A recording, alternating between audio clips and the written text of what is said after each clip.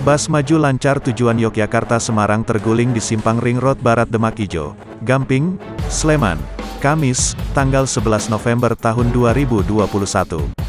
Berdasarkan informasi yang dihimpun tribunjogja.com di lapangan, bus maju lancar mengalami kecelakaan tunggal dan terguling sekitar pukul 6.15 waktu Indonesia Barat.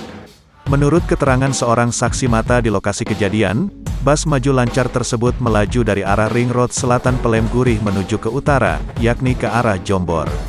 Setibanya di perempatan Demak Ijo, sopir bus disebutkan tancap gas lantaran berupaya mengejar lampu apil yang saat itu masih menyala hijau dan akan menyala merah. Jadi busnya itu mau ngeblong, kan lampu hijau mau menyala merah itu, terang Gonzaga, dari TRC BPBD Gamping, Sleman. Nahas, di depan bus, ada satu kendaraan yang berhenti. Diduga lantaran kaget, sopir bus maju lancar lalu membanting setir ke kanan hingga melompati median jalan. Bus juga menabrak tiang lampu-lampu lalu lintas, lalu melompat ke jalur arah sebaliknya, hingga akhirnya terguling di tengah jalan.